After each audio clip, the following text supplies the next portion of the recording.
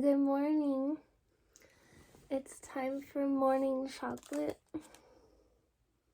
And I drink warm water. It's my favorite thing to do. So I had several dreams, and one of them right before I woke up was like this building in a field, bunch of fields. It was circular, like a tube with like many rooms inside, and it had views of the whole perimeter, like a panoramic penthouse kind of thing with waiting rooms like an airport. And I was inside thinking about how it would make a nice restaurant. Like I wish they had a restaurant there. And there were older people waiting too, and I was sitting very properly in a chair just waiting for something, but I don't know what. It was like it was a new building and they hadn't made a lot of purpose there yet.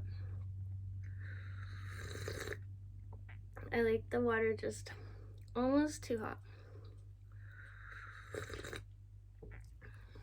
Kind of like drinking coffee, but it's chocolate. And then I took notes in the middle of the night for my other dream, which was pretty detailed. They often are. I've been writing my dreams down since I was a teenager, so I'm pretty good at remembering them and sometimes having lucid dreams or flying dreams. I love the flying dreams the most. Does anyone else have flying dreams or write their dreams down or have cool dreams to share? I have a lot. So I was in San Francisco and there was a flea market. A garage sale. It looked like a garage sale in the marina area. And I got really excited in this dream because there were tables and tables of stuff, and it included a bunch of dollhouse stuff, which I collect and I make and sell. So I was walking around the tables and there was a young woman there, and she was like pretty wealthy. There's a lot of people in the marina that are, and she basically said I could have whatever I wanted for free. And there were other people there too, and I don't know if they knew that it was possible to get it free or if they just were kind of looking and not needing stuff, but I got pretty excited. But I didn't want to be like greedy. So I figured out what I wanted. There was a, what was there? I wrote it down. There was a small scale dollhouse, which is unusual. They're made by artisans usually, or people who are really into it make like hand make smaller scenes with smaller dolls. So I wanted that to sell. I'm always scavenging for things to sell to pay for my own collection and life. That's how I pay my bills. Little things. And what else? She had this plastic toy dollhouse. It was a Disney themed toy for a little girl.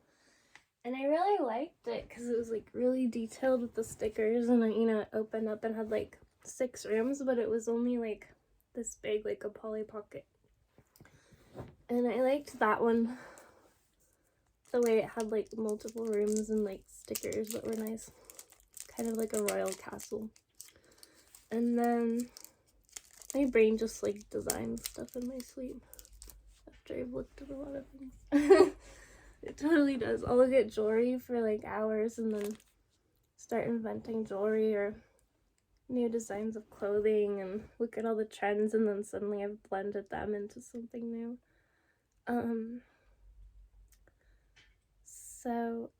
I wrote down, Yeah, there were some petite point rugs, which are hand stitched with wool, usually wool, not always, but they take just hours, weeks to make, like months, I think, thousands of stitches, like tiny, tiny little stitches. So she had some of those and some jewelry. That was the first thing I saw, actually. And she let me put like a bunch of jewelry in a little pouch, and she just didn't care for it at all because she just wanted it to go away. And there was a lot there, just tables and tables of stuff. And I looked at a bracelet and I was like, I kind of like this, but it's modern, and I've been selling jewelry too, and I think it's a Pura Vida or something, some modern brand. And then there were these trees. My cat's coming. The trees were like, Santa Claus in the room. He likes to spoon in the morning. Right here. Spooning time. He also sits on the windowsill every morning. Lately. Let's see if I can change this without. So, what else was I saying? Oh, the trees. There were like these bonsai redwoods. Well, at first I didn't know they were redwoods. They looked more like bamboo, because they were really, really luscious green at the top. Well, the top leaves looked like bamboo leaves, but it was like a darker, luscious green. It's really funny to scratch him, and he wants to scratch with his back paw.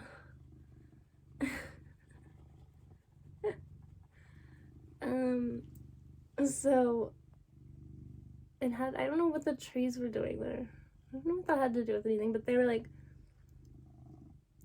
bonsai sized, and it seemed like once I realized they were redwoods, like you could plant them near your dollhouse or something, like a forest. And I thought, I don't think I've heard of bonsai redwood, and I was imagining like misting them because the redwoods love the fog, and I think they mist trees, bonsai trees, a lot. I love bonsai because I saw this show once in San Francisco at the Garden Center, or that big convention center, and there were these just epic bonsais. And then later I saw some in Golden Gate Park. They have a bonsai club, so I always think about it. And when people tell me they're lonely, I'm like, join your bonsai club. And I think my friend might be trying it. He's been growing sprouts too, like in dirt. So those were my dreams. I feel like there was something else to tell you. I don't know. I keep mugs I like. This one's like cool. It reminds me of Sausalito. I used to go look at the hippie houseboats there at Gate 5. I think it's Gate 5. And there was a really cool documentary about how the hippies moved to the Sausalito houseboats in the 60s from the Haight, some of them. And they dredged up these Navy vessels that had just sunk and then built their own houses. And the city, there weren't houses on the hills yet, and there weren't houseboats yet, so the city was upset and said they were putting waste in the water and stuff, which they said they weren't, but you know. And then in this it wasn't a documentary, it was like well, there were 2 films at the VHS tapes at the library in Sausalito, and the hippies told me to go over there and rent the videos. So I went. Some old timers showed me their houseboats too, and took me out on the water in their little motorboat, like rowboat thing. And I saw the seals right next to us. You get a different view from the water. It's just this haphazard like we lived in a trailer park in college in Santa Cruz, and it was all hippie and fun with little gardens and stuff and porches and fridges and communal and community room. But this houseboat area was similar, but like really crazy run down back then. This was like 15 years ago, and there were like wires hanging everywhere. It was crazy. Over the water, and it all moves, and the houseboats are all like handmade and crowded together. And one guy who could see under the boat, he had like glass on his floor, and he'd been there a long time. And this older lady told me to go get the movies. So in one movie, it's called Last Free Ride. I tried to get a copy, but I never could. But the hippies in the 70s reenacted some of the fun they had in the 60s, like a film, and they showed like parties, and the police came and tried to take one of their boats, so they chased after the police, who were blue, and went after them with their boat and whacked them into the water with a paddle. Like, these days you would never do such a thing, but it actually was supposedly had happened. People weren't as afraid of the police back then, and they were less militarized, wearing black with like super weapons, friendly little blue outfits. Anyway, they had parties, and one houseboat burned down. So when I was there one time, an old timer told me, I was like, what happened to that one in the movie? And he said, it burned down, but that person had rebuilt. And when he took me out on the water, he showed us one that was rebuilt. That was like just as epic. Like an architect had lived there too. And surrounding the hippie houseboats, there's like expensive ones now. And then this later documentary that was actually a documentary, it was from the 80s, and that one, you saw the Scottish guy again. He played accordion, I think. And he's a little older by then. And he was out there on the water saying, like, they think we're an eyesore, but we were here first. And what else? They were just saying how, like, the anchor outs live out on the water without paying rent. And that was kind of like the woodsies, because when I lived in college, some of us didn't pay rent. We lived in the forest. So I liked the comparison. On a boat, it's hard too. Both ways, you have to trek in and out all your stuff and waste and all that. If you're like, just think about what you're doing. But free rent. And they were complaining about them more in the 80s, probably. By then, he's like, they used to wear an eyesore. But I think they're an eyesore. All the houses on the hills, like, you didn't have to used to see them. Like, we were here first. Why did I talk about the houseboats? I think Shel Silverstein lived among those houseboats too, the children's author. I like to think about that. I think some famous people were there, and my friend Paley, she works at the chocolate shop, Chocolate Covered, in San Francisco. She grew up homeless in San Francisco, and she knew the houseboats, and so she used to go to the parties. I don't know when, but man, she said it was very exciting. I bet it was.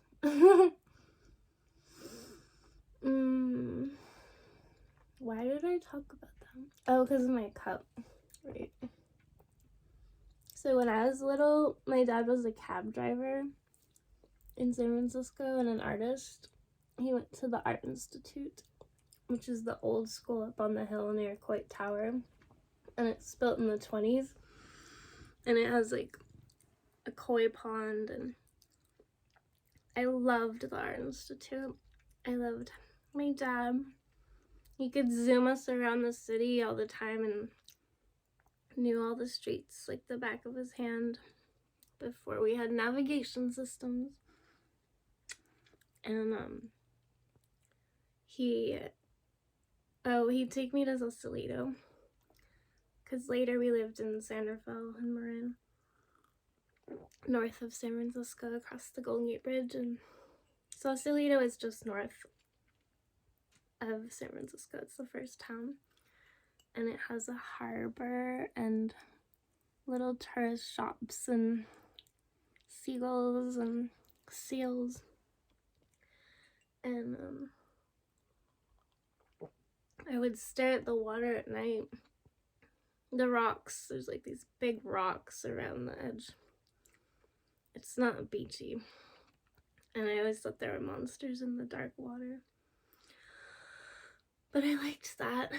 And I like to imagine going out as far as you could go on the ocean and not being able to see the land.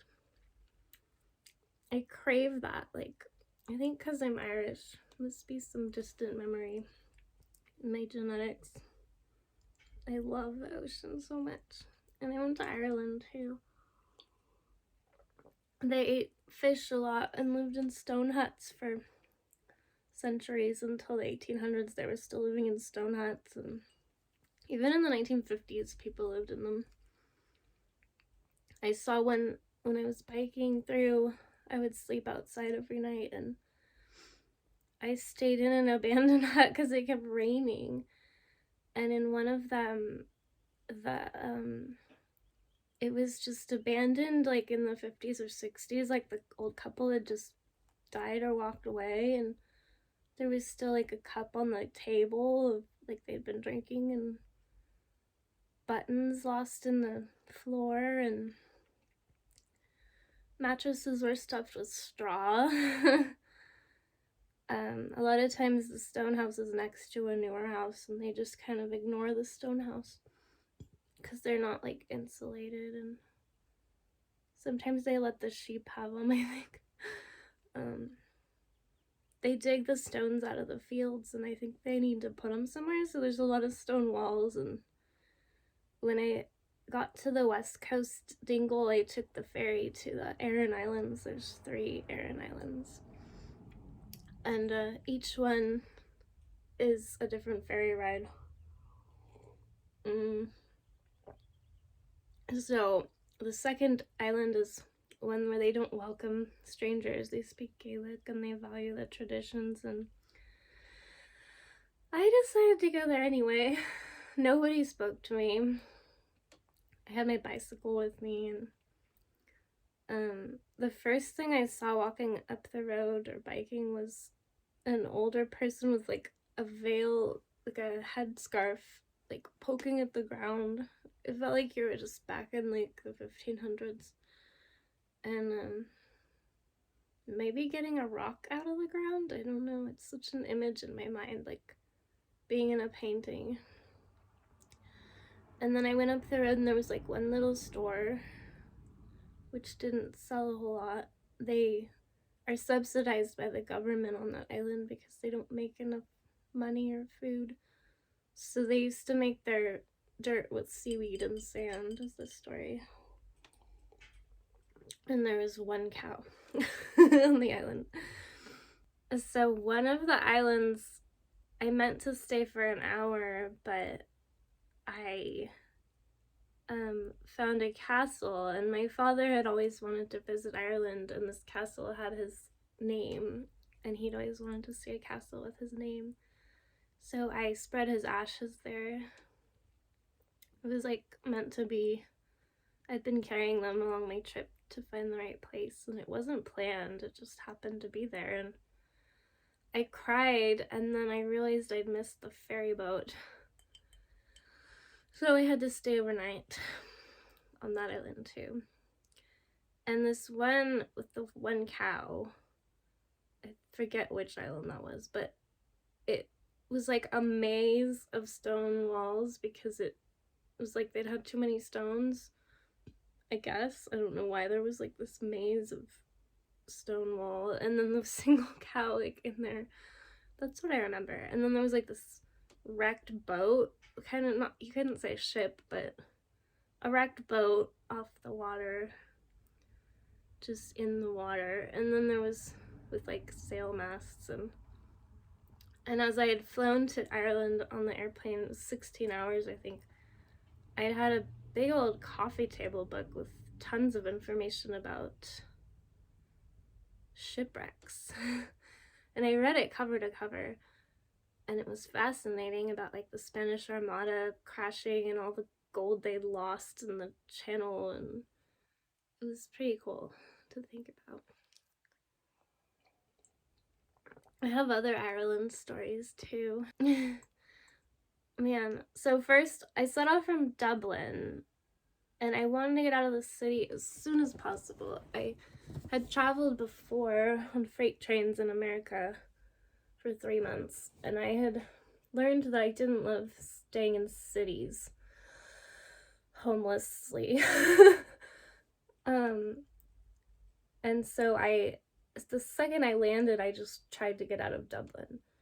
And that was my goal when I got off the plane, which is kind of silly in hindsight, but I just know what it's like trying to sleep there, and I didn't plan on getting a hostel. And honestly, on my entire trip, I spent $4,000 for 3 months, which included my plane fare. So I didn't exactly enjoy a bunch of food or restaurants or hostels or anything.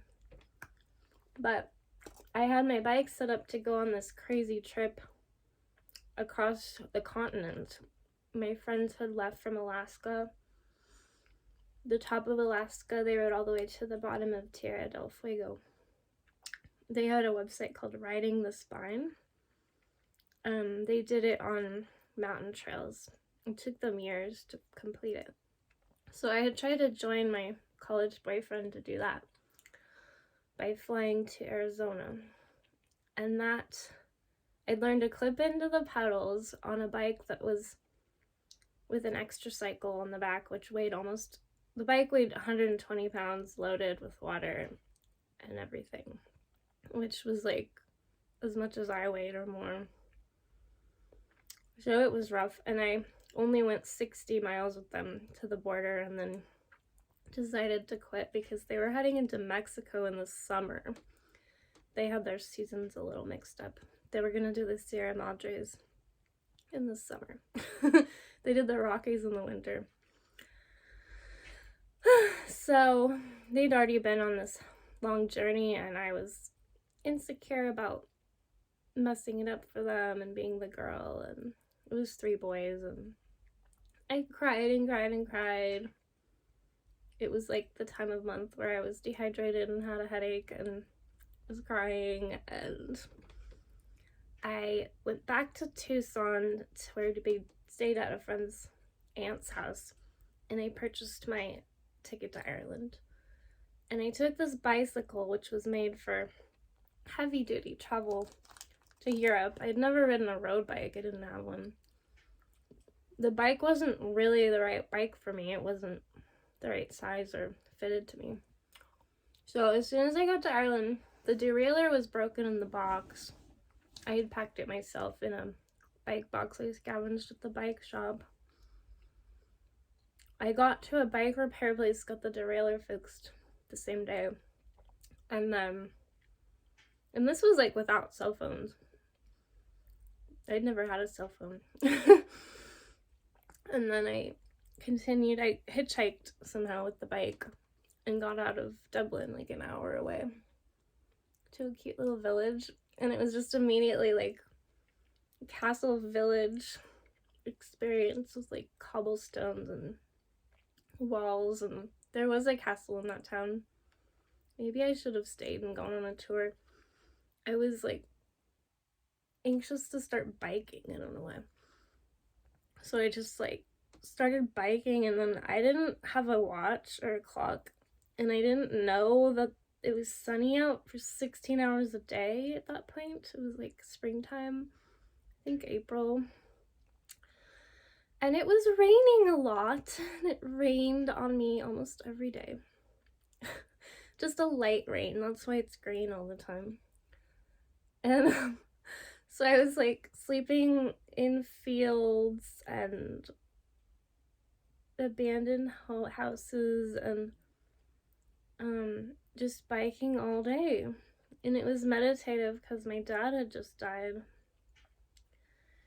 in kind of a horrible way. My last year of college, he had committed suicide. And that was hard to process. And I was like reading a novel along the way that my friend had recommended. It was something in catastrophic physics. And her dad had died in the story. So I remember just like bawling in some park of the playground at night as I got to the climax of the book, like wishing my dad had faked his death or something, because he was into spy movies and he used to joke about that. So I like just wished he had faked it or something. He was dramatic. But at any rate, setting off, I didn't stop biking, so I injured my knee. And halfway across Ireland, which is 1/3 the size of California, the whole country, I had to stop. And I picked possibly one of the worst towns to stop in. It's kind of like America, where like it seemed like the middle part was less friendly or cultured or something. So I mean, I don't want to say that middle America is not friendly. I just mean like a little less kind to strangers. I mean, that's not true. Some small towns are kind to strangers. It's just the one I stopped in was like kind of backwards little village. I mean, I met people who had never left their village, never been 30 kilometers away. I'd ask like, where's the next village? And they'd be like, I don't know, I've never been there. They say a lot of people never leave their hometown or they stay close to it. Well, that was very true. I actually discovered. I went to the library every day. It was tiny, one little room, and the ladies just like did not like me being there. They wanted their little library to themselves, and I didn't have a library card, so I was just like reading books in there. But they weren't friendly. Nobody was friendly to me in that village. And so one night I was cold and wet, and I went into the pub, which I never did because I didn't drink and I didn't want to spend money. And it was like I saw this fire in there and I was like, oh, I want to go in there. So we went in, and this young man immediately was like, he was talking with a girl and I assumed she was his girlfriend. And he said, oh, do you want to come to my parents' house and take a shower? And I was like, sure, I need a shower. And I thought he had a girlfriend, so we left, and she vanished as soon as we walked outside.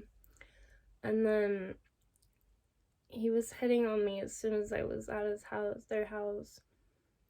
And he said that his parents were asleep already, which made no sense, upstairs, and that because they were asleep, he couldn't leave me there, but he was going out to the club, which was kind of comical to me because it was like this tiny village. And that I had to come to the pubs and club with him because otherwise they'd wake up and find me there and be confused. And I could tell this wasn't true. He was manipulative. But I just kind of went along with it because I hadn't done any kind of fun things. So I went with him to the pub. And the first pub, I said, oh, I'll have ginger ale. And every pub was like this pub hopping because every village has like 7 pubs and 1 grocery store and 2 churches. Like that's how it's aligned, like church on each end that fought with each other, Catholic and Protestant, and then grocery in the middle and like pubs all the way through. That's kind of a joke, but kind of is like that. So I went to the pubs with him, and they can drink at 18 there. 16? 18? I don't remember. So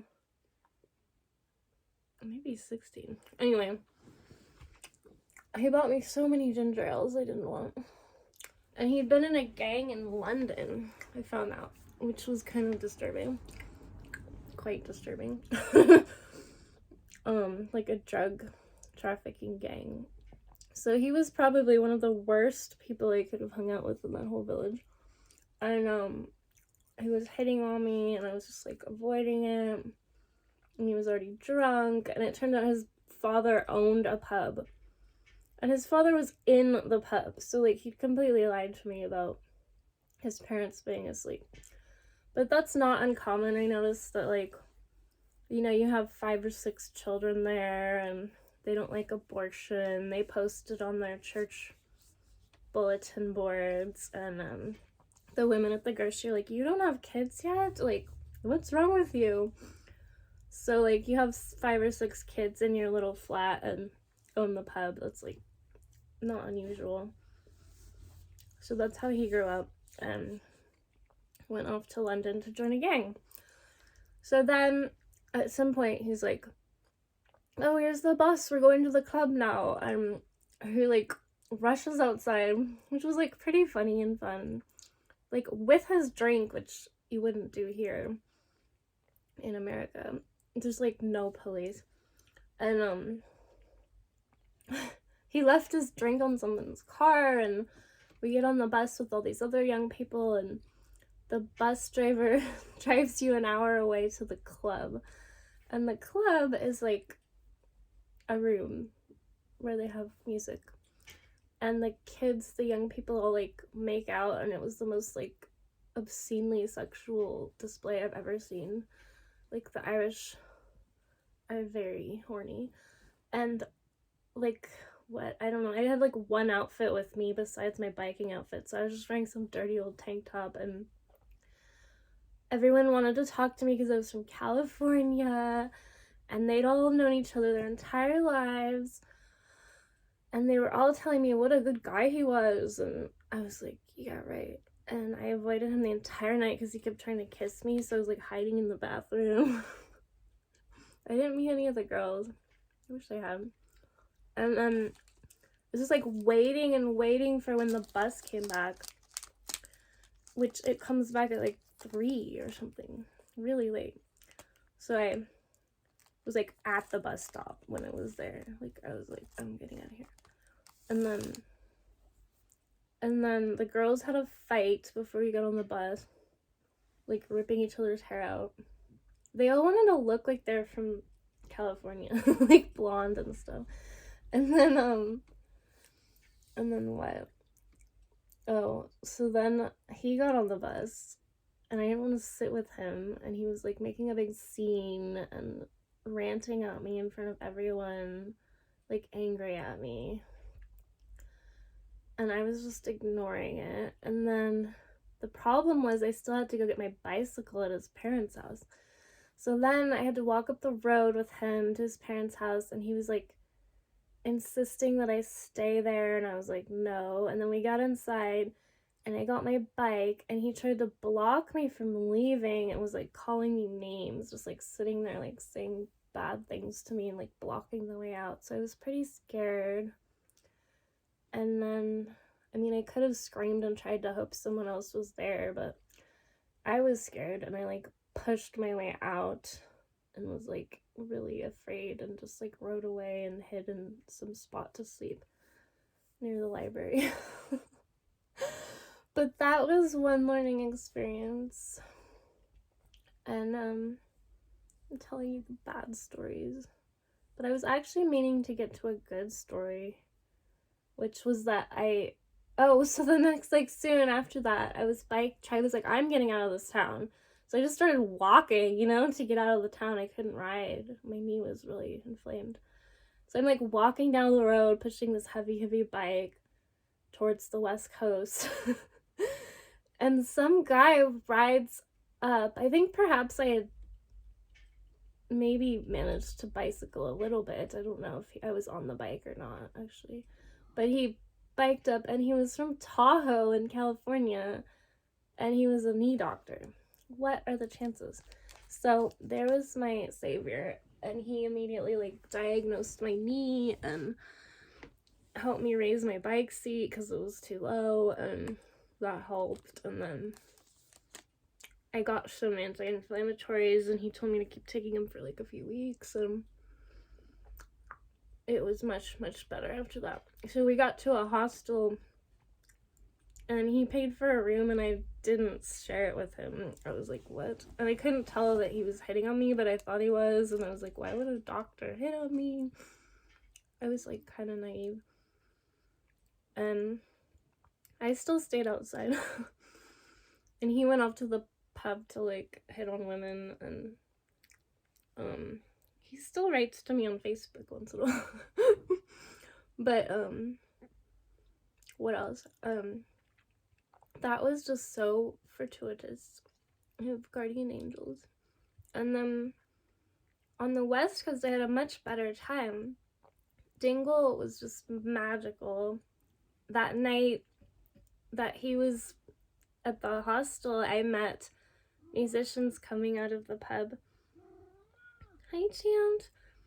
And they invited me like instantly to come with them, so I just jumped in with them and went to a house, and we stayed up all night talking about fairies and eating cheese and having wine. And they were from all different countries, France and England, and told me all kinds of stories. And there was an old man who told me about the fairy rings and the trees, and how like there was a spot with fairies in the trees, and the woman said, don't put a highway here. And then they put a highway, and as soon as they cut down the fairy tree, someone crashed their car right there and died.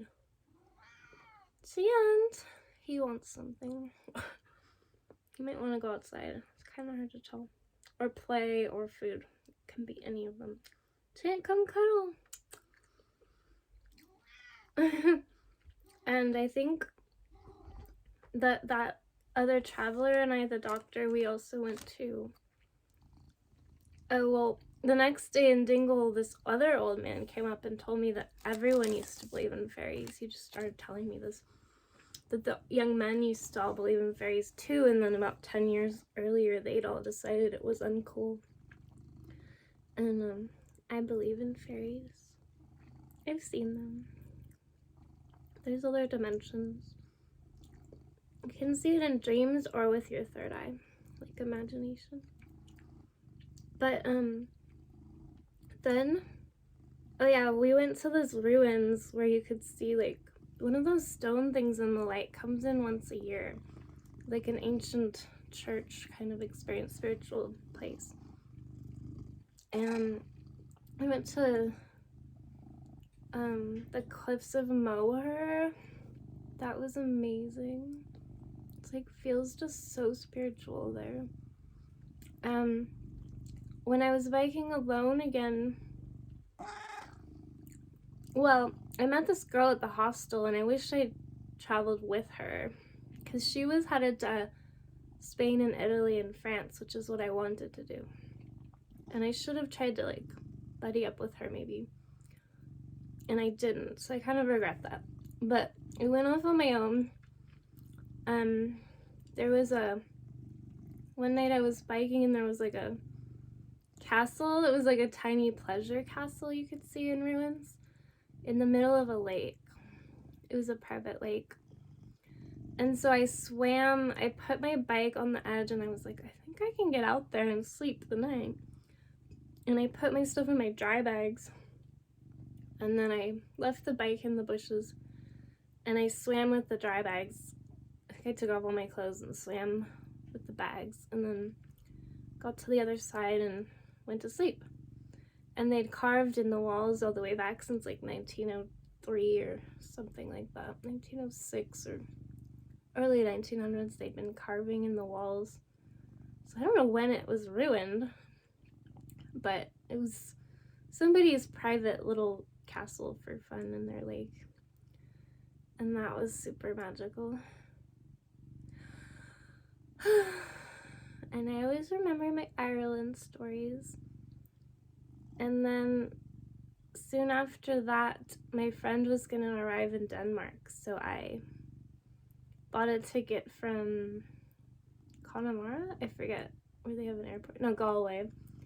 And I flew from Galway to Belgium and timed it so that I would reach Denmark on my bike by the time she got there.